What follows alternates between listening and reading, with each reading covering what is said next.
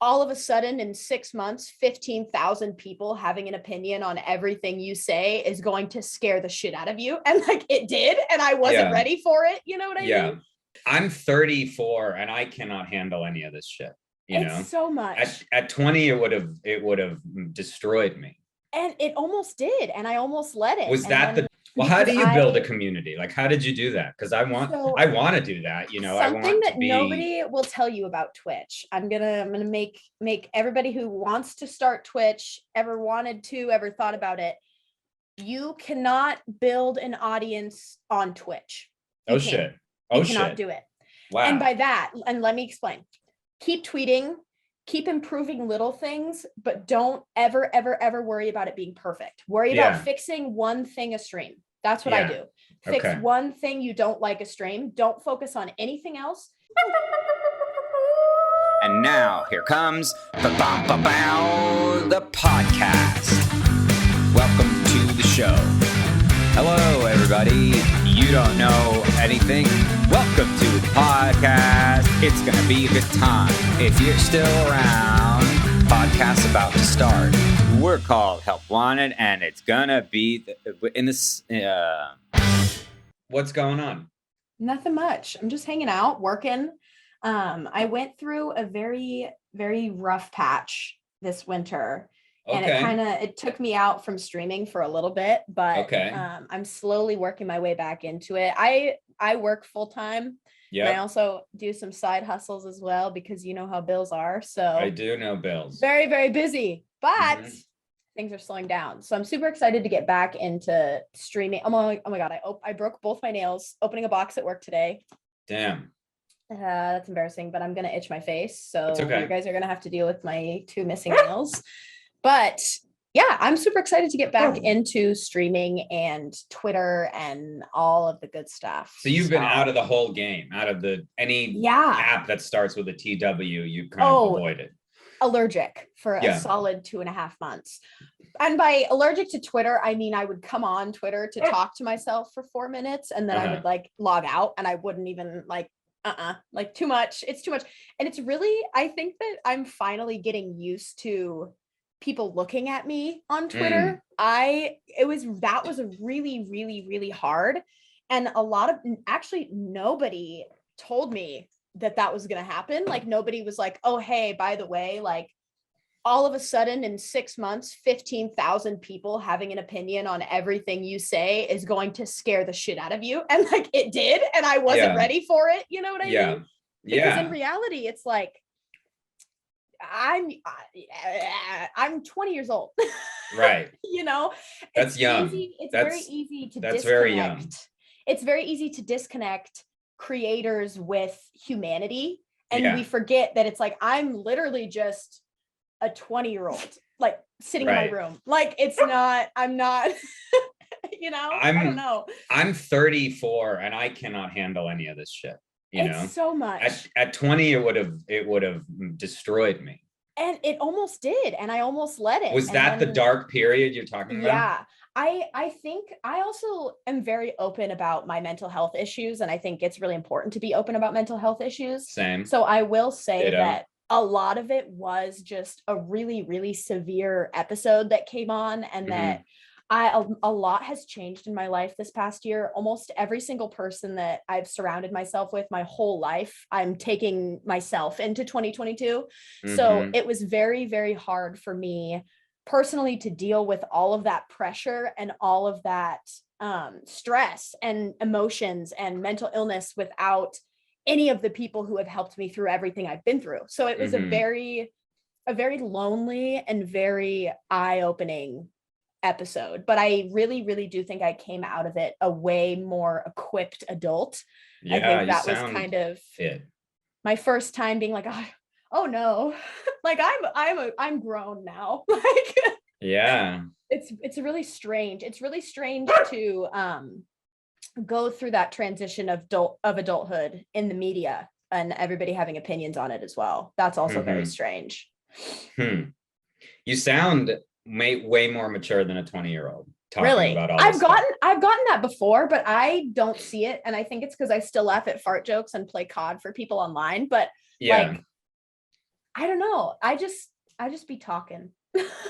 So if you guys are here and you haven't followed and subscribed, I would say do that now. Is that a bad thing to do during streams? What do you think about that? I feel a little like a bad guy when I do that. Wait, feel like a bad guy about what? Sorry, cut out for a sec. When you ask people to subscribe and follow. You are not going to believe me, but it just cut out again. Okay, now I feel like you're fucking with me.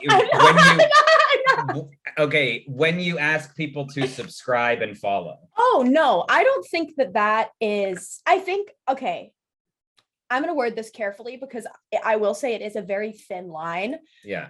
There are a lot of streamers who are in really, really hot water constantly because they're always like almost guilt tripping people into like following and subbing.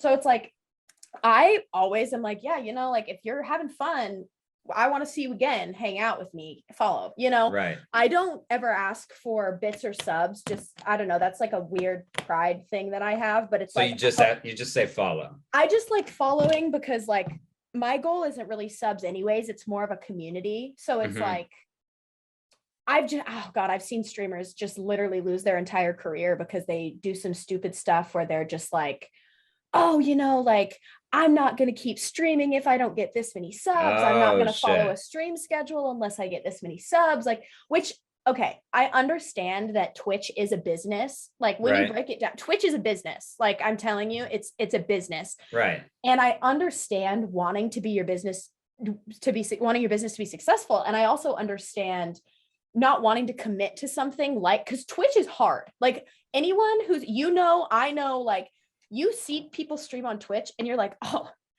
I could play Mario Kart 8 for 7 hours in front of 30 people. And then you get into it and it's like, there's layouts, there's time zones, there's communities, there's people you have to keep in touch with. There's games that you have to keep up with if that's your thing. Obviously people stream for different reasons, but there's so much that goes into just like starting the process that it's insanely overwhelming. And I understand the not wanting to take it seriously unless people are supporting you. Right. But I also think that there's a line to that. I think you have to be very careful with how you approach things when you're asking for stuff like that. I don't like asking for anything, but it also really, really does depend on the community that you've built.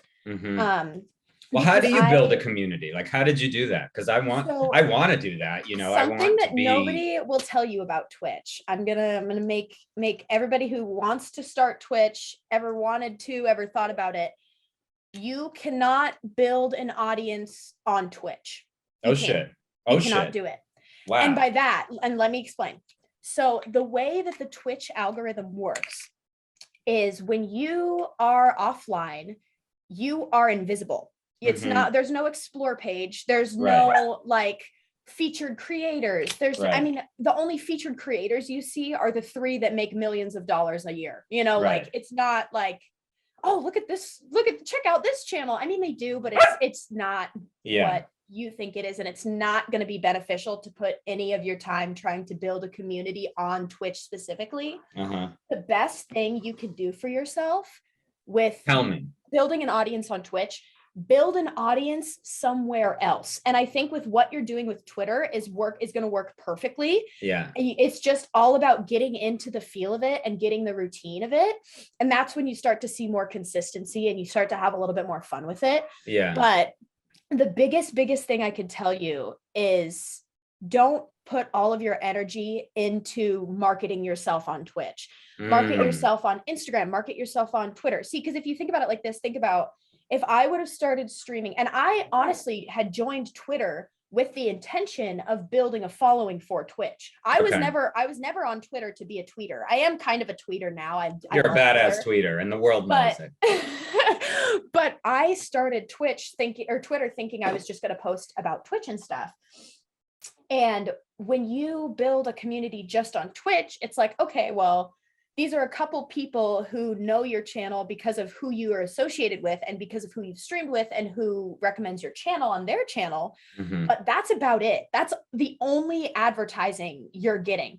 But on like Twitter, you build an audience of 10K people, and these people are like, oh, you know, this is a cool person on Twitter. And then you say, hey, come on Twitch where you can watch me play games and we can actually intimately talk. And like, it's a lot more fun. People are going to be a lot more on board to like watch their favorite Twitter personality live than they are going to be just some random person. You know what I mean? Right. Yeah. So once you build that, you have to build a brand before you promote the brand, if that makes sense.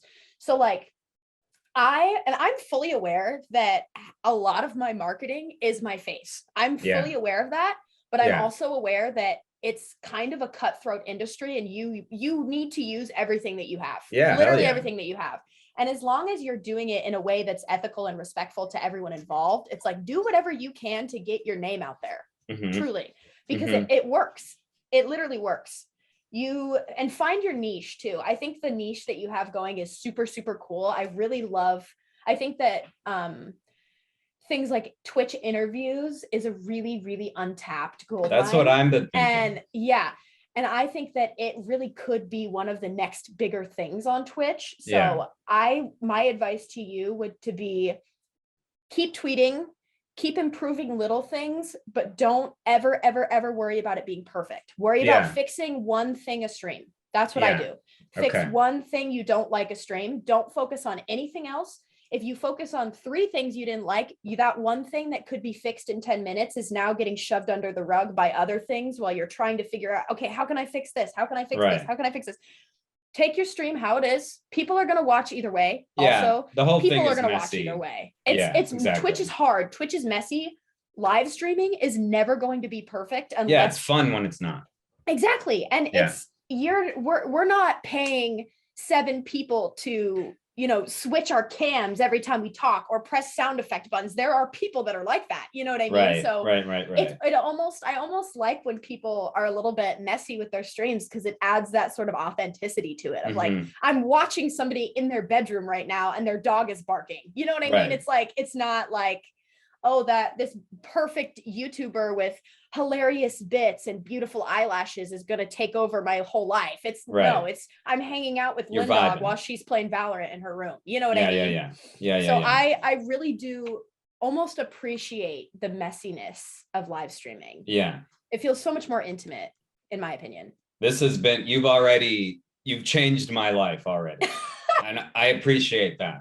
I want to get now more into who is, because I know you as a streamer and funny person on Twitter, but I really don't know anything else about you. That is really wild. So what's your, like, what is your deal? What's your whole thing? Oh, like, man. You have a full-time job. It's true. So I work in law. I love it.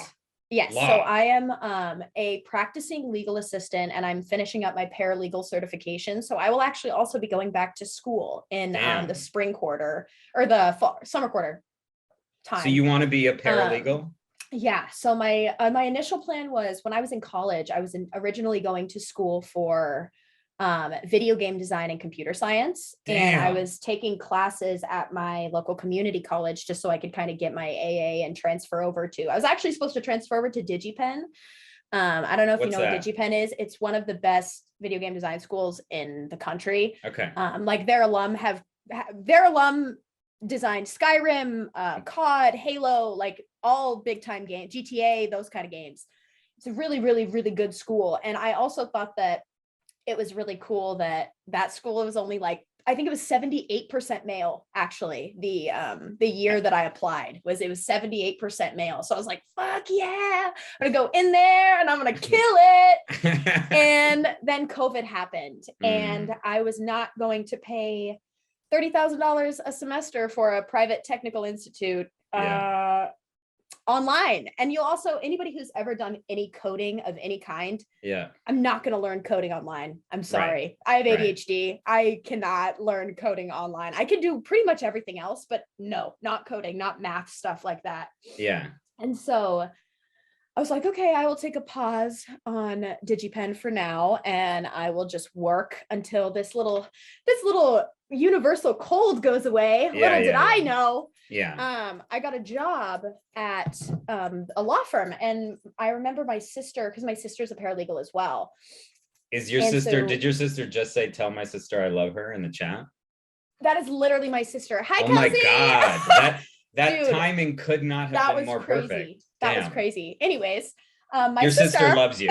She loves me very much. She loves you. My sister let me know, she was like, oh, there's a law firm that needs a receptionist. And I was like, okay, well, I'm sick of working at this godforsaken pizza place that I have given my whole entire body to for the past 2 years. Not name dropping, but this same pizza place, I was a manager, a shift lead, and the main opener, and I got a 10-cent raise from minimum wage. So wow, I was very, very excited to have this possible interview opportunity. So I sent an email out to my current boss.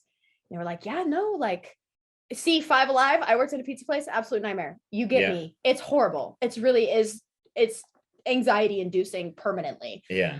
But I crushed my interview. I had a pretty good resume, and my now boss, really, really liked me. And it's really cool. I got in a really sweet situation with a family firm. So I work for my boss and his daughter, and that's it. So I just deal with all of their stuff, and cool. we're super close. It's super, super cool. I love my job. I love what I do, and I love getting to hear so many things about people's lives. What kind of law do they do? Just like family law. So we do divorce, mediation, child custody, stuff like that. Okay, cool. Yeah. So I started working there, and I obviously loved it. I was working there for about 6 months when I decided that I wanted to start streaming. I started streaming. My first stream was February 23rd, 2020. Okay. It was my first stream ever. Less than a year ago. Yeah. And I actually just on my Snapchat memories today got a little like, oh, a year ago today, I was talking about how one of my PC parts comes in like in 5 days, and I was so excited about it. And it was crazy just like looking back and being like, I had no idea. Yeah. I had no idea how well it would go. And I was never even wanting to stream. And I saved up for my PC setup for upwards of 3 years. Damn. So like it was a really big, I've always loved video games. I think that would be a good thing to talk about, is my let's talk about life with video games. Yeah. So growing up, me and my dad were pretty close. My mom traveled for work when I was younger, so it was just me and my dad weekdays, and my mom would come home on weekends, and we would have the best time. When I tell you, this man, we'd make like party pizzas. I don't know if you've ever had those like Tostinos party pizzas. We'd make party pizzas, and we would play like Mortal Kombat. We would play like all of these games together. We played a lot of Ragdoll Kung Fu, which was this fighting game, like a 1v1 fighting game. And he would let me watch him play like Red Dead Redemption and like those kind of things. God. Like all growing up, it was just video games. I could play expert on Guitar Hero before I could ride a bike. I wish that was a joke. And there are videos of me singing, and while my little cousin plays Rock Band and Guitar Hero. And it's from like 2006 on YouTube. I could probably find it and send it to you because it's so funny. But it literally pans over to my dad in this like rocking chair, and he's just like, you can tell he's like checking our Guitar Hero form. Like it's like the funniest like. So my dad was a huge influence in my video game raising. And when I was just a wee lad in 2015, like 6 years ago, but when I was in like middle school and high school growing up. That's crazy. That was in 2015. No, it was not. I graduated in 2019. So I started middle school in like, I think I don't know. Yeah, I graduated in 2019, which is all so of scary. that is crazy to me. Yeah. I was born in 2001. No, that's not good. All right, end the stream. We're done. We're done here. Have a good night. Have a good night, Lynn. And that's a wrap. Jesus fucking Christ. How can you be born after the year 2000? I know that's like such a like meme, but when someone actually tells it to you, it's like, wow. Okay. Yeah. No, and it's weird. I can't imagine that it's weird to like be someone that you talk to regularly, and then you're just like, you weren't alive for half of the things I experienced. Like that has to be weird. Yeah, it is weird. I mean, so you're like Gen Z then, I guess, right? Yeah. Oh yeah. Very top of Gen Z. What's the deal with Gen Z? I'm just kidding. But like, I don't claim them. I don't. I'm not none of that. Yeah. Okay. We can talk about that.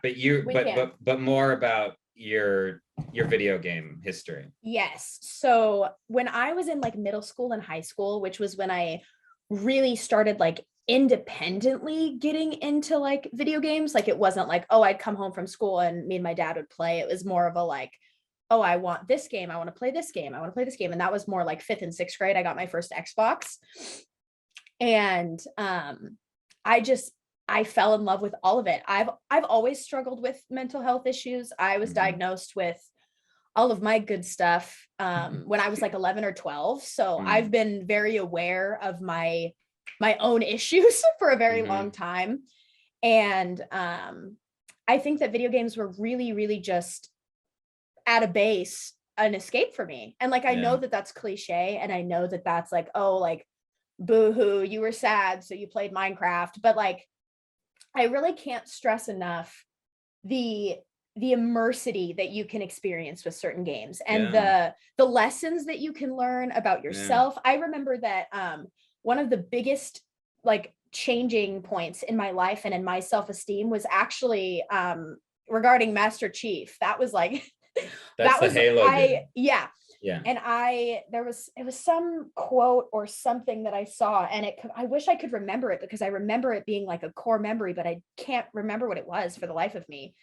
And I just remember being like, wow, like video games aren't just video games. Yeah. You know, like that changed something in me. Like whatever you just said, Master Chief, that changed me as a person, and that is going to stick with me forever. And that was when I kind of started getting excited about getting to explore different universes. And then when I realized I could explore different universes, I realized that I could create different universes. And so that's where I think the interest in going into video game design as a career came from. I would still absolutely love to do video game design. I think that my path right now is hanging out, having a good time at the firm that I'm at right now. And once I'm a certified paralegal, I can hopefully make enough to save up and pay for video game design school. But for now, it's just Twitch and freelancing and doing fun stuff. But no, when I was in middle school and high school, and when I really started making video games my personality, it was not cool yet. That's interesting. To be a girl gamer at all. Right. I was very criticized. I don't like to say bullied in context like that, because like, yeah, I was kind of bullied, but like it wasn't like there was no physical, like, but it really did mess me up as a kid, you know. People were just dicks. People they were just like really mean. And I was a weirdo, and the thing that sucks about middle school is like the difference between whether you're weird or funny is if the general 14-year-old public finds you attractive in your Nike Elites or not. So that was it's a really hard for me to bridge the gap between people want to listen to me talk because I'm funny, and people want to listen to me talk so they can make fun of me. That was a really, really hard bridge for me to jump when it came to the internet, because all of those years of like people calling me weird for my interests, and now it's like I've built this entire community literally solely off of my shit posting about Skyrim. And it's like, if 15-year-old me could see that, like they would just think it's the coolest thing ever. Like it makes me like emotional, like thinking about how proud my younger self would be of me, and how I feel like I almost like redeemed her in a way. I feel like I'm like, see, you weren't weird. You were not weird. Everybody else is weird, because guess what? They're working at Chevron now, and I am making money playing Overwatch. So who's winning? Who's winning? Yeah, you Me. are. Yeah, I'm winning. And I have a cute dog. Look at this motherfucker. Let's talk about the dog. What's the deal with the dog? What's his or her name? This is Teddy. Teddy. What's up, Teddy? He is a handful. Yeah. I love this dog more than any living thing on the planet other than my cats. Obviously, it's like parents don't pick favorites. Yes, they do.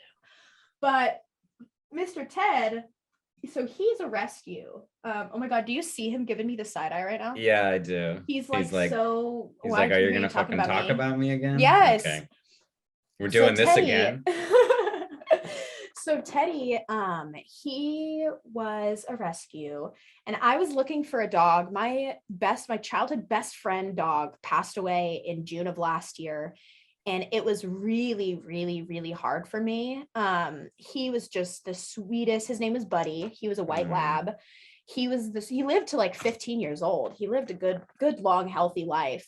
But that just was really, really hard on me. And it was really hard on me that he passed after I had moved out, because I moved out like a couple months after I turned 18. So I think it was like June of 2020 or something like that. So I was living alone, and I was so upset that he didn't live with me when he passed. And because he was my buddy. They literally were like, what do you want to name him? I got him for my 5th birthday. They're like, what do you want to name him? I was like, he's my buddy. I name him Buddy. He's my buddy. And so we were just inseparable. And I was just feeling this kind of hole, and I knew that I wanted a dog for a really long time. I've been looking at Pet Finder and like my local shelter and all that stuff, and nothing really just stood out to me. I knew it was one of those situations where like I was ready when I was ready, and it would hit me, Yeah. And I remember I posted in this Facebook group for like local, my town, insert my town's name here, pet adoptions or whatever. Yeah. And so I joined this Facebook group and I posted in it, and I was like, hey, looking for a dog. I don't really care what kind of home he's come from. I just like, as long as he's not insanely aggressive and as long as he's under 50 pounds, like I don't care. I'm ready to be a parent, whatever that may entail.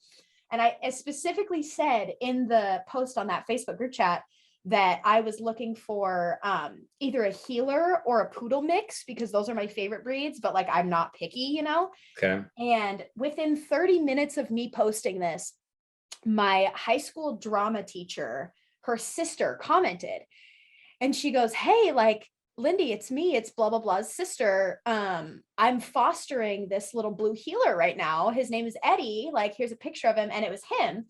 And I literally was like, what are the odds that my drama teacher's sister is fostering a healer that's 40 pounds? Like that has to mean something. You know what I mean? What are the odds? Yeah.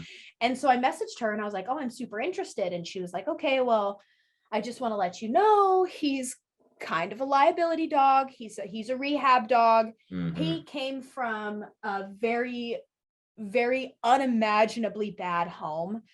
He lived in a kind of a trap house with 8 people, and they were operating some drug stuff in and out of the house. And the man of the house was extremely abusive to Teddy. He beat him so bad he almost died like twice. Damn. Teddy has been through it. And all the kids, there were 6 kids in the house that would just beat up on him all the time. God. He lived in a bathroom. He's had a really, really, really rough go. And so he's learning every day. And he does, Ted, come here. Come say hi. Come here, Stinky. What a cutie. Oh, what's up, Teddy? He is learning every day. And he tries his best. And he is in a home full of so much love that he can't even stand it. You can tell he loves you.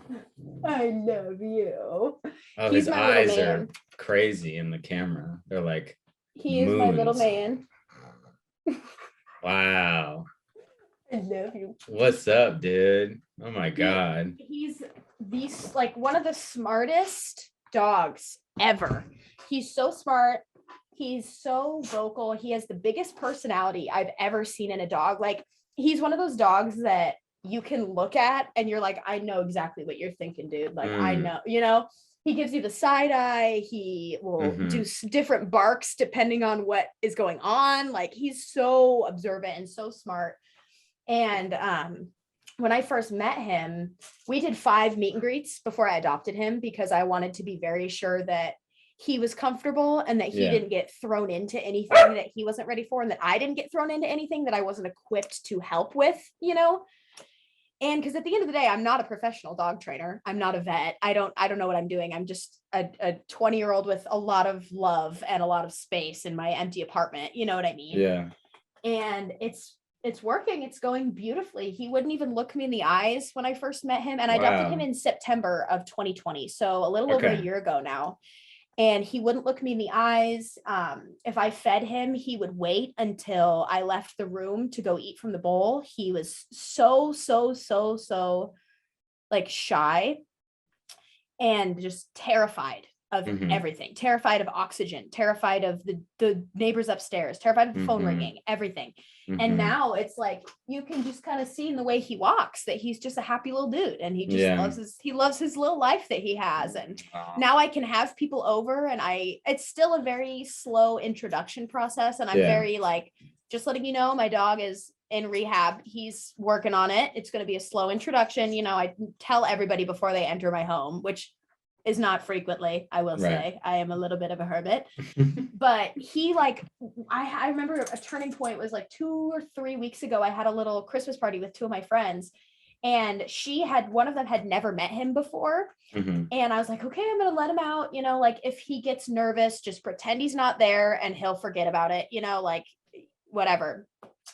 And he comes out of my room, and he's just flopping all over her, letting her rub his belly and like trying to play with all of us. And I just literally like wanted to cry, because I was like, wow, like, look at you go little rock star. Like I'm so proud of him. He's the best. He's the love of my life. My Twitch viewers are obsessed with him, as they should be. Yeah. He's the sweetest little, Oh yeah. Oh, and don't get me wrong. Like, I love this dog. I would die for this dog. I really, really in my heart of hearts would spend every single penny I have to keep him alive forever. But he's so annoying sometimes. And he drives me up the wall. Yeah. And I have learned patience. And I think it's really weird, but I almost think I will be a better parent because of what this dog has put me through. Because I've cleaned up shit from the wall. I have cleaned so much anxiety pee on my bed. You would be swimming if I didn't wash it. He is an anxiety peer. Yeah. I've learned how to de-escalate upset creatures. I have learned how to handle loud noises when a living creature is upset, and there's nothing that I can do to make them feel better about it, and I just have to deal with it. And I've learned, I think, a very specific breed of patience that you can only really get with like an unruly dog or like a toddler. I was gonna say, because my kid is 8 months, and I am going through all that. Yeah, it's hard. And I have a 4-year-old nephew, and I've always been super, super, super involved in his life. And I can say quite honestly that having a rehab dog is like having a child that is stuck in their terrible twos forever. And you just like slowly wait for them to get nicer. That's what having a rehab dog is like. Yeah, our son he's 8 months, but he's starting to like get into that terrible two vibe. Yeah. Like he's starting to like get frustrated when he realizes that when he doesn't get what he wants, he can exert influence to change that. Yeah. So he's like kind of realizing it's crazy and intense, because he's just like he's starting to do that a lot. Well, and a lot of the things that I talk about, because I get a lot of questions about Teddy, and I get a lot of people asking like, how do you deal with it? How did you fix this? How did you blah, blah, blah, blah, blah. And like, I can honestly say like the patience, and I'm assuming that this is the same. I mean, I know it's the same for kids as well, but it's like, people always say, you know, how do you have so much patience? How do you not want to rip your hair out when like a toddler is screaming at you, or when like a dog is barking nonstop? And it's like, it's really hard to get into that mindset of like, you're looking at this kid or this dog and you're like, why are you acting like this is the worst thing that's ever happened to you? Like you spilled your milk. Why? And it's because it is, you know, they're tiny beings that rely on us, dog or person. Something that feels like the end of the world to them is the end of the world to them because they've never experienced anything to counter that. They don't know, they don't understand the gravity of things and how big feelings are. And like, think of all the times that you've had feelings that felt like they filled your whole adult body. Like, because I know every single planet has had that feeling of like, oh my God, I can't do this. I can't take this right now. This is too much for me. Like my whole body feels like I'm shutting down because these emotions are so big. Imagine having those same emotions, but lacking the size to spread out the reaction and lacking the understanding of why you feel that way at all, even. You know? The language. Imagine how frustrating that would be to just like, I have these feelings that are 10 times bigger than my body and I can't even tell you why, you know, like, of course they're barking. Of course they're screaming, you know, like it's a really, really interesting. It doesn't even go away. Like I'm still that way. Yeah. You know? Oh, absolutely. It's just the things are different. Exactly. And I don't cry externally as much, but I'm still kind of exploding on the inside about dumb shit. Yeah. And that's something that you can express. And that's something that you can, you know, not accessibility obviously differs, but if you wanted to go see a therapist about your big feelings, you could. If you wanted to go out, don't worry, I do. Good. I recommend it to all. I've been in therapy on and off for like 10 years and I will say that it's fantastic. Yeah. But you have to let it be. And also I can't stand when people say that therapy doesn't work, because if therapy's not working, it's because you either need a new therapist or you're not working. How are you you're like very wise for someone who's like 20 years old or any age. You just you seem very like kind of this like kind of sage prophet vibe. What? Yeah, a little bit. Okay, really? we're at the halfway point of this show. So we're going to get into the main event of Help Wanted, which is for all the people who are new. Yes. Pallavi says you should start a cult. If you started a cult, I would join. White people love that shit. Yeah, I'm white and I'd do whatever you said we should do. I mean, tiny body, big feelings. I don't know if I could handle people listening to me that much. That's a classic thing that a cult leader would say in this day and age. Like, you know, cult leaders are not going to be the like kind of prophets who know everything. They're going to be a little bit more, you know, I'm not sure about the answers. And I think you could pull that off.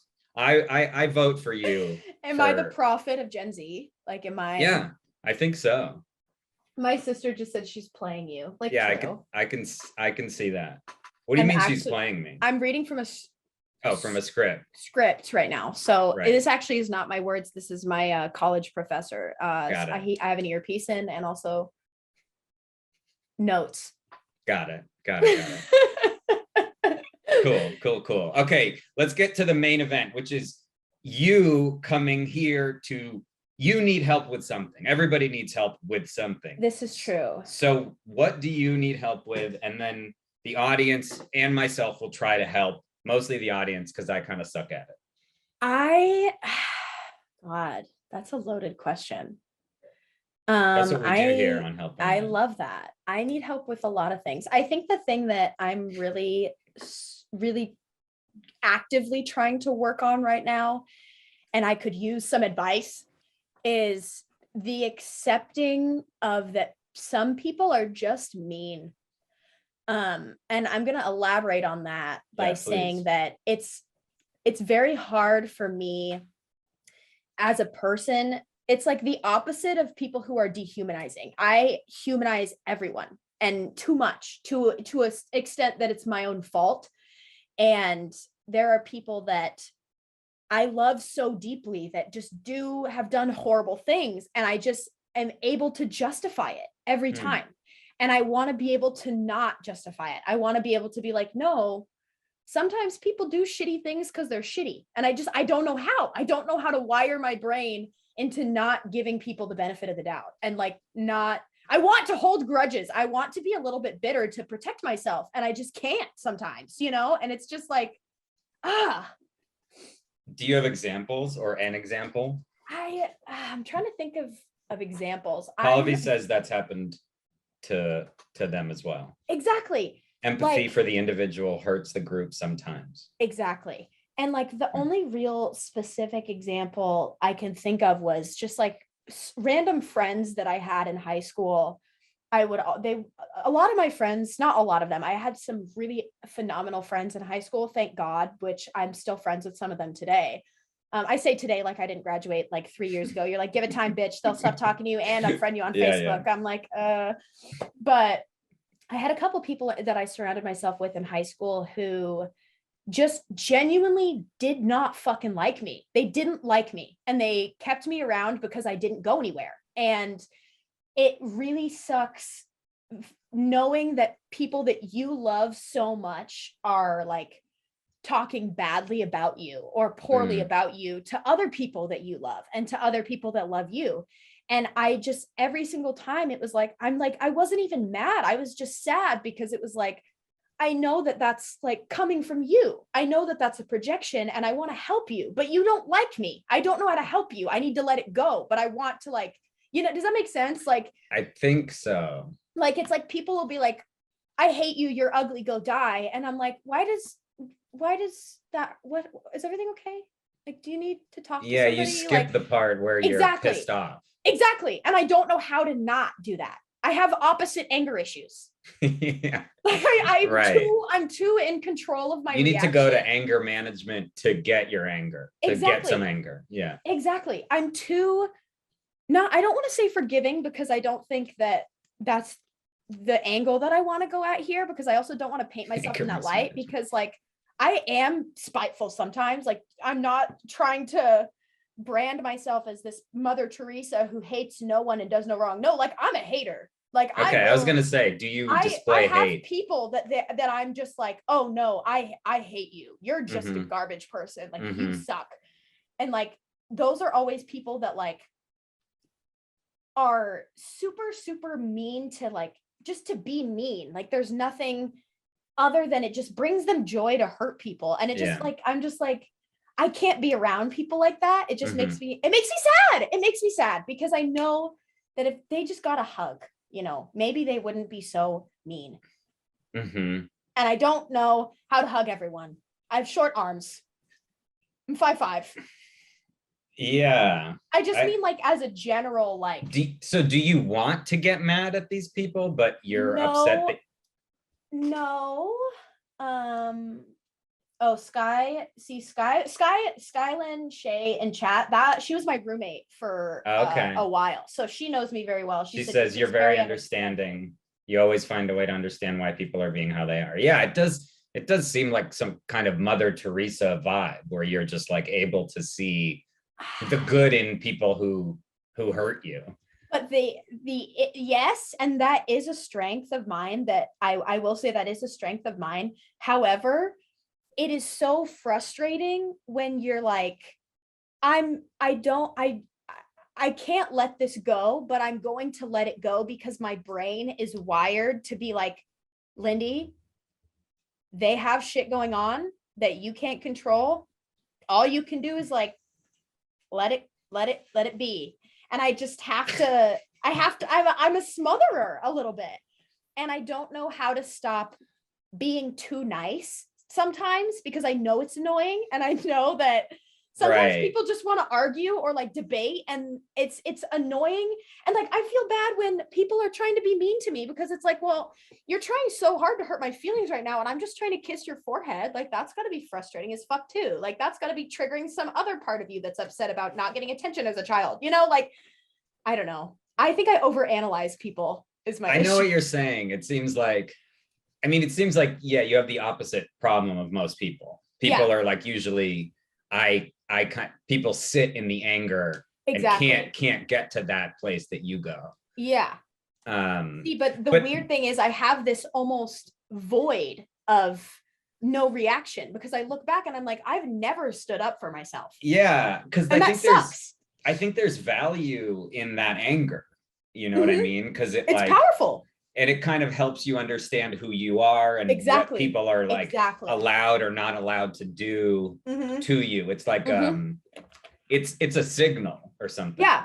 Anger is you setting boundaries for yourself. When you're angry about something, that means that a boundary of yours has been violated. Totally. So when I sit and I really ponder, like, I don't really react to things. I don't really get upset. I don't stew in anger. I don't hold grudges. I have this sort of like, I've also never stood up for myself. I've also never corrected anyone when they said something wrong about me. And I do now. I have gotten a lot better, but like, I don't like being a bystander in my own life all the time.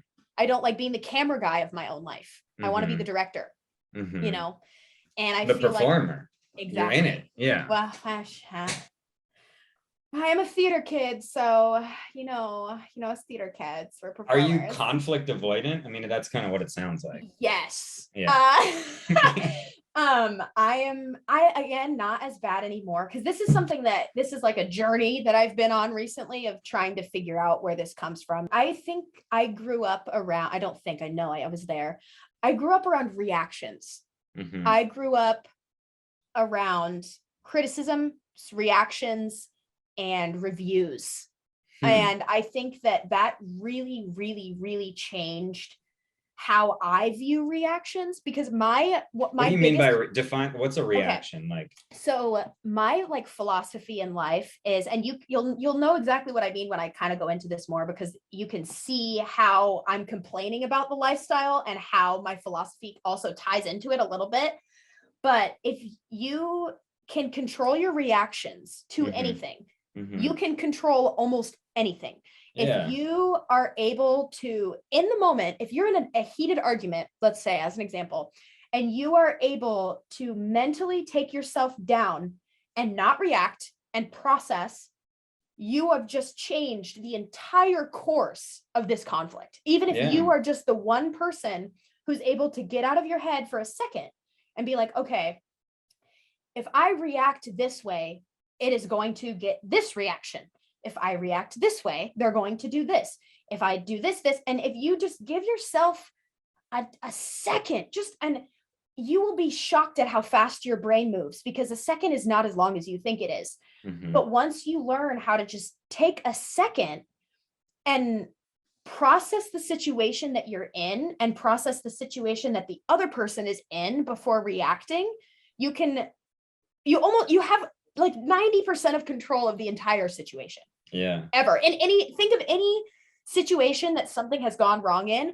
Chances are, if you had just taken a second to just get out of your head before you reacted, it would have gone better. Oh yeah. And it's hard. It's so hard, especially with my generation. Like we were raised on technology, you know, so like our attention spans are shot to shit. We think in like in Braille, in wall sized, like there's so much happening at all times that it's just like, it's so important in such a disconnected era that we live in to be able to take that second in the highest intensity moment that you're having that day and be able to calm yourself down and be able to self-soothe and be able to make logical decisions based off of how you want the situation to go. Yeah. There were situations where it's like, me and my boyfriend got into a huge argument and he's mad because I didn't do this. And so if someone's yelling at you and is like, why didn't you do this? Like, I told you to do this. It was really important to me. Your automatic reaction is to be like, why the fuck are you yelling at me? Blah, blah, blah, blah, blah. You're on the defense instantaneously. You're on the defense and you are protecting yourself. If you were to just take in that situation while they're still yelling at you, even just take yourself out of your own head and be like, okay, maybe they're having a bad day. Maybe that was something that meant a lot more to them than I thought it meant. And I could have done something else. Or maybe I personally think they're being a little bit dramatic in this situation, knowing that it's not going to help if I also amp the theatrics. So then I can behave accordingly that way. You know what I mean? And it's like, and if you go at it instead of being like, oh my God, what are you talking about? Why are you yelling at me? And if you just, take a second, say, hey, I feel like you're getting a little bit upset, which is fine because I know this is something you're passionate about, but like, I just want to have a conversation. I want to make sure that this goes how we want it to go. And you would be shocked at the amount of people that agree to that and are like, no, you're right. You're right. I'm going to take a second. I'm going to go take a walk and we'll come back and we'll sit down and we'll talk about it. You know, people don't give themselves time to take a second. If you start forcing other people to take seconds too, it's going to help you get that sort of like almost ingrained gap of reaction time. Because now when things happen to me, I'm like, okay, I've got 5 seconds to think about how I'm going to react to this. But normal people don't do that. Exactly. But it's a skill. Everything is a skill. You can start tomorrow. All of this sounds great though. You sound, this is like really good. No, well, okay. This. Like, it took me a long time. Yeah. Like, it took me a long time, and it took me a lot of sitting in my room on my bed, TV off, phone off, computer off, and just sort of asking myself questions. And it's really interesting when you sit with yourself and you start to think of things. You start to think like, I wonder why this works this way. I wonder why this does this. Don't Google it. Don't fucking do that shit. Just think about things. And you will learn more about yourself than you ever would have known any other way. And you start to pick up on, oh, you know, like that today's, I saw this tweet and it made me really mad. And I don't know why it made me mad. Take 20 seconds to just be like, okay, well, was there a reason behind my initial adversary to this? Was there something inside of me that I haven't healed that made me act in this way so angrily towards this tweet, even if it was just in my own head? And when you start to pick apart the layers of yourself that like you've never listened to before because everything else has made it so loud, you really can learn like what you want. And with that comes your body feeling listened to. And when your body feels listened to, it's a lot easier to control it. So I'm ready to join your cult. I'm where do I sign up? I'm ready to give up everything. And I can send you the DocuSign. Okay, cool. The agreement. Oh, also today I'm drinking a V8 Splash Tropical blend with added antioxidants and vitamins, not sponsored. Yeah. No, but. So what is the problem? I'm a little lost. I am a doormat. That's the problem. I see. So it's like, so it sounds like because you have this kind of superpower of like immediately taking someone's shitty thing. And I do want to preface, sorry to interrupt, but I will forget. I do want to preface that I am not a peace, love, and rainbows type of guy. I'm not like, if we're in public and like somebody grabs my friend's ass, I'm gonna swing, you know, like I'm not sunshine and rainbows, never made a complaint, never done anything for myself in my life. I am very, very stern. You don't want to piss me off, but it's very hard to, you know, if that makes sense. Like I have had times where, and you don't learn that you need to control your reactions until you realize that you've been a shitty reactor your whole life, you know? So don't take the, oh, I'm very patient and I'm very understanding as I think I'm perfect and I've always been this way.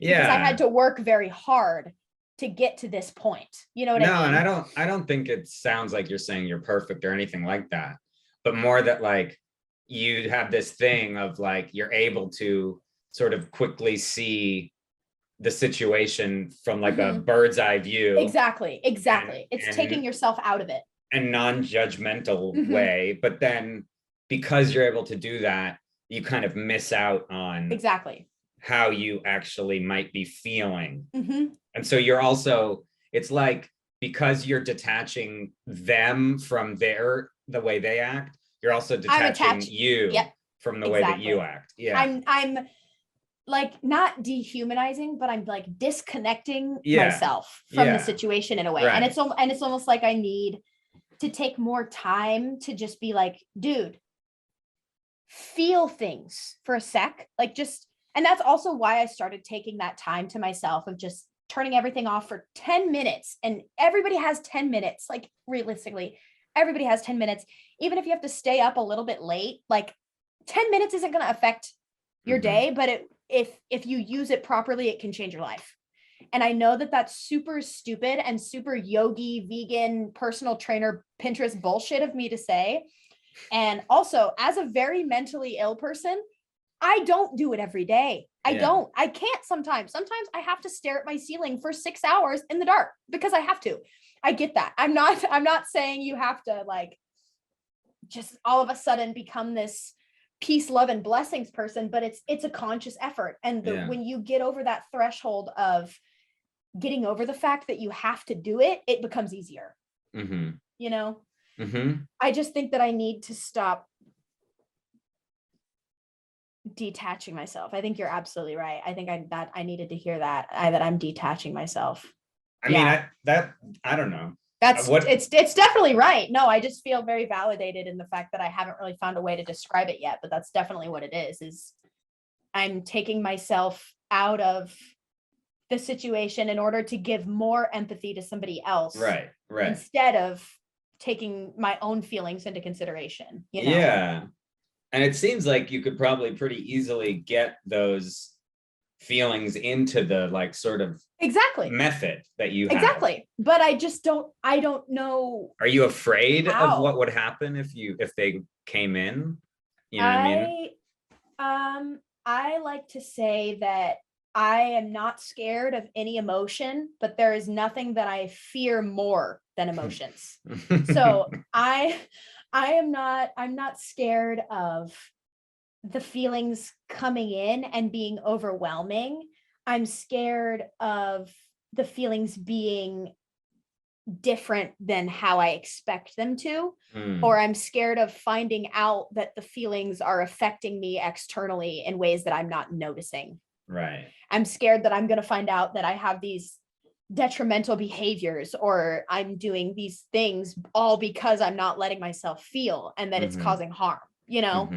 And it's like, I've gone through so many journeys this year that I don't know if I'm ready to deal with all of the feelings I have been pushing aside in order to be able to handle the ones I have on the surface, you know?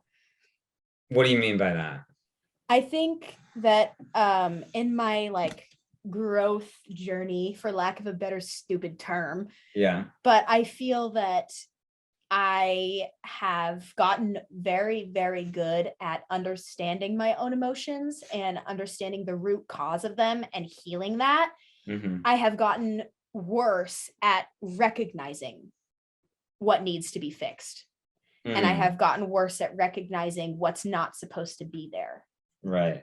If that makes sense. I think because I feel like the almost it's almost like the hyper awareness of my own personality and the way that I affect people has almost like sort of, I'm trying to think of like the right wording.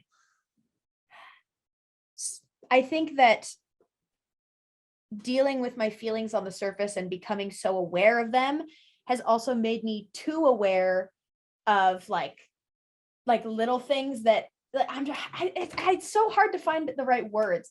There's big picture feelings and there's big picture issues. It's hard for me to see those now because I'm so meticulous and so careful about how I treat people and how I talk to people and how it's all too handle clean. Things. It's like very proper. Yes. And like me and my friend Danny always say that I have a therapist brain with less of the medicine words.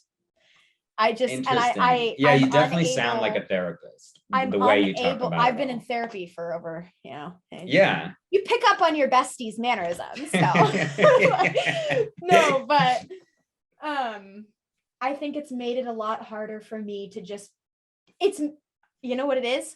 It's made it harder for me to say it is what it is. Right. I cannot accept that things are just that way sometimes. I have to know the answers. I have to know why. I have to know whomst. I have to know where. I have to know what their zodiac sign is and what they get at Sweeto Burrito. I have to know everything, or else I feel unsatisfied. I feel like I'm not doing my job if I don't know everything about a situation. Right. And it's gotten me into trouble because I've had situations where a friend has confided in me about something, and I've just been like, well, can you give me more context to this? I don't feel comfortable forming an opinion. And they're like, what do you mean? And then I'm like, sorry, I don't know what that means either. I don't know. Like, I'm trying to navigate why I do things too. You know, it's just like, I have this incessant need to feel like I'm useful and to feel like I'm helping in some way. And if I don't feel like every single day that I'm doing something for somebody else, that I'm failing. And that is hard. That sucks, because the age that I'm at, I can't afford to do anything for anyone else, physically, monetarily, or emotionally. I can't. And that's the only thing I've ever wanted to do. That's a heavy load. That. Yeah, I got a big washer, so it's okay. It's a top loader, so nice. Not too top worried, loaders are tops. The future and the past. Yeah, the future of tech is. I'm gonna invent top loading washers. Yeah. I think that's right. I think we're done here. I think we figured it out. I mean, that's the key to the universe, is top loading washing machines. It seems like there's a lot of like trying to control everything too, right? Maybe. I don't know. Who said that? I didn't What's say that. What's up, Teddy? Teddy's Mr. looking like, Ted. yeah, he thinks so. I mean, I don't know. Yeah, what do Mom, you? You're a control freak. I'm like, what? What do you guys think in the chat too? I don't want to be the only one. Do you guys think I'm a control freak, or should I just go to more therapy?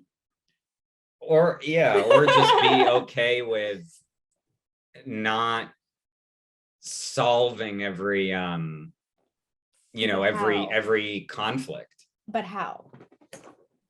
I don't know. How do you think? I don't know. I bet you do. What if your friend came and told you like all this, and what would you tell them? I would tell them that oh shit, that's a good one. Oh no, you stumped me. What do you mean? I'm just trying to think. I'm trying to like play in my head like how a friend would like approach me and what I would say. I'm gonna picture Sky in my head, because I know that Sky takes everything that I say exactly how she's supposed to. She just knows me well enough to know what I mean every time. But I think if Sky came to me and was like, I would just tell her to be a hater. I would just literally be like, who fucking cares? Do your own thing. But when it comes to me, I can't. You know, and but you said earlier, everything is a skill that you can learn. It is. So it is. You can learn to hate. I'm trying to be a hater. I'm trying you to be a hater.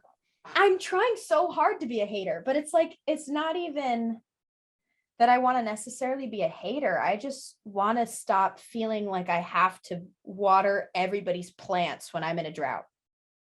Damn. Bars. You know? Preach it. I just be crying a lot. Meme said be a Scorpio. No, I don't know. And I think that's really cool that I don't know. Yeah, that's the whole thing. You don't have to. Meme says he can teach you how to hate. Yeah, you just got to learn. I know that man can teach me how to hate. He is a hateful person. He has hate in his heart. I mean, we all do a little bit, right? No, we all do. That's the whole thing. That's the fun in being human, is getting to get a little angry about shit. And I don't, and I hate it. I will say though, I am a rager in video games. I don't rage on stream. I found a really great outlet for me with the whole like not having anger thing has been boxing. Yeah. That has been really, there's something about knowing that you're soft and going to get to punch things for a couple hours a week. Like that is really validating and rewarding for me. I think I am going to switch to Mai Tai though. I don't know yet. I haven't decided, but anyways, I'm a video game rager. What does that mean? Like you freak out? I will full on scream like into my mic at people, but it's very specific things that set me off to rage in video games. It's when I'm lagging and I was supposed to clutch, I will literally lose my mind. What does clutch mean? So like if it's like I'm like the last person alive and I have to kill 2 people to pass the round for our team to win, kind of a thing. And I'll like lag out. I will literally rip my hair out, end up on national news if that happens. It's the most frustrating thing. The only thing that sets me off more than shitty internet though are people who are mean to their teammates for no reason. I hate that. That drives me up the wall. And literally like 2 days ago, I had picked this character in Valorant. I don't know if you've ever played Valorant. I haven't. But I had picked this character in Valorant. We were playing competitive. Me and Sky were playing competitive. And this like 13-year-old kid, it was like round 2. Nobody had gotten really any kills yet. It's round 2. And he said to me, he said like, you locked Jet, which is a character that you can play. It's like you locked Jet and that's your best. Like you're playing like shit. That's your best. And you're going to lock this character. And I so calmly was like, do you want me to get more kills? And he was like, yeah, let's see what you got. And I got an ace that round, which if you don't know that, I literally killed the entire other team without dying. Damn. And he was like, that was the luckiest ace I've ever seen, blah, blah, blah. And it was just, oh my God, the way that I was, and he also told me to make him a sandwich at one point, which really set me off. But he was just being a dick to This is just a random dude on the random internet. 14-year-old who I probably unleashed 7 years of anger onto in voice chat the other night. We actually have him here tonight. Come on out, child. 14-year-old. Let's hear Soccer your Kid side 42. Let's hear it. No, I'm a rager. See, that kid the other day. No, literally, he was the worst. He was horrible. He was a Viper main too, which like makes sense as to why he was horrible, but whatever. The consequences of rage streamers and ninja. What does that mean? Oh God, There's a whole world I don't understand here about gaming. I want to. No flex, but I never watched Ninja. Is Ninja? Is that someone who got canceled? Or no, he was just kind of notorious a little bit for he would do these like really, really big rage, like like slamming his keyboard, screaming, like he would just freak out. I'm not an aggressive rager. I don't physically get violent. I don't break things. I don't like, but I will leave a competitive ranked match. I will take a penalty in a competitive ranked match before I sit and let myself get pissed off at a 14-year-old from Australia. And 2, I will cry after because I will get so overwhelmed with emotion. And Sky also knows I shake like a chihuahua when I get really emotional about anything. If I get really excited, if I'm really nervous, if I'm really sad, if I'm mad, like I literally am like, and my teeth will chatter too. Like I'm cold and like, I'll be like in an argument at like a hot dog stand in the summertime. And I'll be like, can you move please? Like, and people are like, I know I'm getting angry or like emotional when I stop being able to like speak properly, where I kind of like lose my voice a little, stuttering almost, or it's just like, it's like kind of gone. It's like, I can still speak, but it's not coming from the same place. I'm hoarse. like, okay. I'm like, okay, I'm going through it right now. You know, I get like quieter. I just get really shaky. My whole body just shakes so bad. And so when I get really upset, I just start shaking. And then like, it's almost like it feels like a pretty natural reaction. Like if you're shaking that much because of emotion, to just cry. So I usually just cry and I let it out and I don't ever think about it again. But I do get really mad in video games. I will say that is my toxic trait. I do get angry. I get angry at video games. I get very, very angry at video games. So just bring some of that into life. Yeah, I think that I'm going to go about it as if I'm going to start treating my emotions as if they're my friend's emotions. I think you are very right about that. I think that could kind of be my key to helping myself, is how do you help the person who doesn't want help and wants to help, is you trick them into thinking they're helping people. I don't know if you lost me. That was too smart. No, I said, I think that the secret to like getting people who don't want to help themselves, but want to help other people to help themselves is tricking them into thinking they're helping other people. You know what I mean? Yeah. And I've actually had some friends do that, where like they'll text me about something and they're like, oh, I need advice, blah, blah, blah, blah. And they're like, you dumb bitch, this is something you ranted to me about 3 weeks ago, but I knew you could solve it on your own if you just had it come from me. And I'd be like, oh, fuck you. How did you do that? Like, yeah, because it seems like when you're doing that thing of like telling someone else, like I see how you're, I think I know what's going on with you, and like disarming them. You could just do that to yourself. Exactly. And like verbalize that. Yeah. Be like, wow. you know, the way I'm feeling is whatever. Because Yeah. you can't really even control all their bullshit. No, you can't. That's the whole thing. And it's almost ironic now that we're talking about it out loud that I'm so big on reactions and I don't let myself react. I think that's now that I've perfected my self-control, I think I need to worry about sort of letting myself feel things. But now knowing too that I have more control over myself this time would make it easier for me to learn, you know, because it's kind of like the whole, you take everything away and you give it back piece by piece so they can learn how to get, you know, like you don't give a toddler Harry Potter series and say, read, bitch, you know. Well, I do. That's what we do with my baby. Yeah. You know, not all. And I do say parents, word for word, read, bitch. And which you should. That's the most efficient way. As a reader, that's what my parents said to me as a child. So, and my actually elementary school librarian, Miss Albers, she told me that I needed to read bitch. So that really did change things for me. Thank you, Miss Albers. That is actually the name of my elementary school. We actually have her here as well. Come on out, Miss Albers. That's one of my only jokes is whenever someone mentions someone, I say that they're here. I'm like gonna do people that. Love it. That's funny. People, that's actually funny. People love it. Yeah, I don't know. Has this been helpful at all? Oh yeah. I really do think that people don't give themselves enough credit, and myself included. You are so good at working things out loud. Wow. Just have a conversation with someone about it, you know? Are you saying that about me in particular or just people? No, I'm just saying people, but like, you have helped me through this so much. Not just me. By giving me, shut up. Yes, you have given me a medium and an environment where I could safely express myself and talk about it. And also hopefully help other people while working through my own shit, which is like perfect for me. That's like the whole thing. Awesome. Yeah. So if anything, you've done me a very good service tonight. Wow.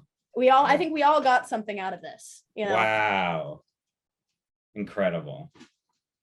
That was nice. I'm trying to I'm not good at like taking compliments, so I'm just trying to No, me neither. So you don't feel pressured to take it at all. You could just move on if you want. Yeah, I was just trying to make a dumb joke, you know, that would kind of discount it, but that's my bullshit to deal with. This has been so fun. You're so it has been fun. Easy and fun to talk to. Thank you so much. I consider myself extremely awkward and uncomfortable sometimes. Are you kidding? You started a cult here with your prowess. And I think everybody here wants to join the cult. So okay, guys, link in bio if you want to join my cult. It's $5 entry. There will be catered food. And if you want to buy a pink t-shirt, let me know. I like that. I like a Google sign up form for a cult. Like, email required though. I got to make sure I know who's joining this cult. Yeah, you know. There's a newsletter. It's chill. Lynn cult. Cult. People want to do the Lynn cult. There's no way around it. I'll make a Google form. Okay, cool.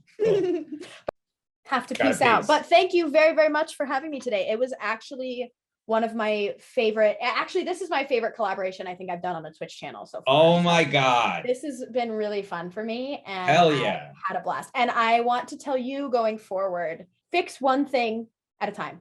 Okay. One thing at a time. That's all you got to worry about because you have time.